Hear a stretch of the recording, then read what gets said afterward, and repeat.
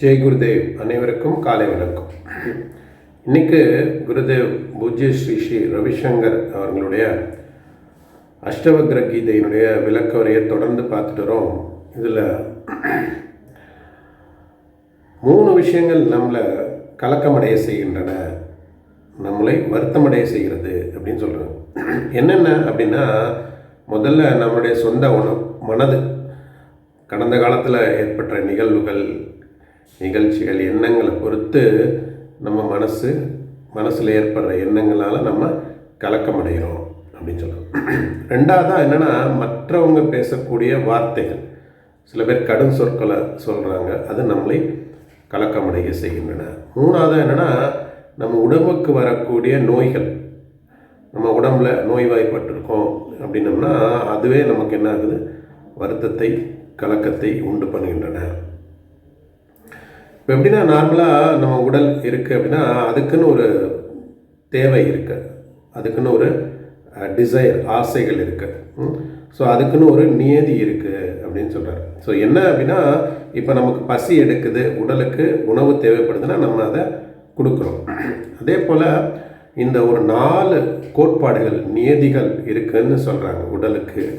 அதெல்லாமே ஒருங்கிணைந்து செயல்படும் போது தான் எந்த விதமான பிரச்சனைகளும் வராமல் இருக்கும் அப்படின்னு சொல்கிறாங்க. அது என்னென்ன 4 நியதிகள் அப்படின்னு கேட்டால், தர்ம, அர்த்த, காம, மோக்ஷ.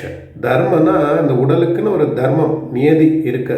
என்ன அப்படின்னா, இந்த உடம்பு பசி எடுக்கும்போது சாப்பிடணும், அதே மாதிரி தூக்கம் வரும்போது என்ன பண்ணணும், நம்ம தூக்கத்துக்கு இடம் கொடுக்கணும். ஆனால் அது இல்லாமல் நம்ம ஒரு இன்ட்ரெஸ்டிங்கான மூவி ஓடிட்டுருக்கு, சரி அதை பார்த்துட்டு நம்ம படுத்து தூங்குவோமே அப்படின்னு அந்த ஒரு உடலுக்கு ஏற்பட்ட நியதிகள் மாறுபட்டு இருக்கும்போது நம்ம நோய்வாய்ப்படுறோம். நமக்கு உடலுக்கு அந்த நியதிப்படி நம்ம நடக்கிறதில்லை அப்படின்னு சொன்னால். அதே போல்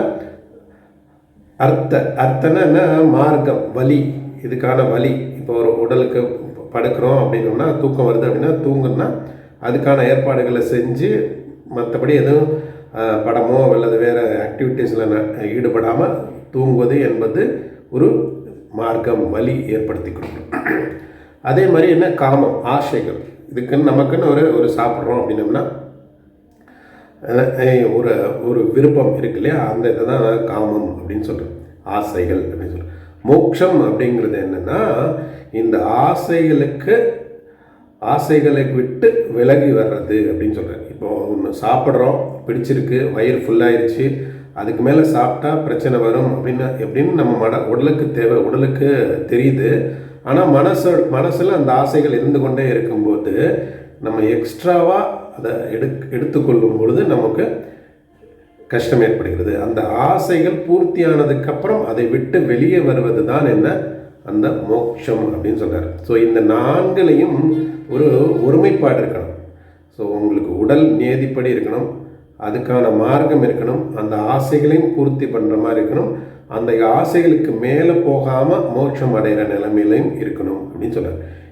இதெல்லாம் எப்படின்னா, இப்போ நீங்கள் விண்வெளிக்கு போகணும்னு ஆசைப்பட்றீங்க, இல்லை ஒரு பறவை மாதிரி பறக்கணும் அப்படின்னு ஆசைப்பட்றீங்க. ஸோ அதுக்கான மீன்ஸ், அதுக்கான மார்க்கம், அதுக்கான இன்ஸ்ட்ருமெண்ட் உங்கள்கிட்ட இல்லைன்னா அந்த இதை செய்ய முடியாது. ஸோ அதுபோல் இந்த 4லையும் ஒருங்கிணைப்பு இருந்தால் தான் எந்த விதமான பிரச்சனையும் இல்லாமல், மனக்கலக்கம் அடையாமல் நீங்கள் செல்ல முடியும். ஸோ இதுக்கு தான் அஷ்டவக்ர சொல்கிறாரு, இந்த 4ம் தெரியணும் நமக்கு, இந்த 4ம் ஒருங்கிணைப்பாக இருக்கணும் அப்படின்னு தெரியுது. ஸோ இது எப்படி அடைகிறது, இதை எப்படி நிவர்த்தி பண்ணுறது அப்படின்னா, எல்லாத்துலேயும் என்னவா சமநிலையாக இருக்கணும் அப்படின்னு சொல்கிறாங்க. ஜெய் குருதேவ். பிடிச்சிருந்தா லைக் பண்ணுங்கள், ஷேர் பண்ணுங்கள், சப்ஸ்கிரைப் பண்ணுங்கள். நன்றி, வணக்கம்.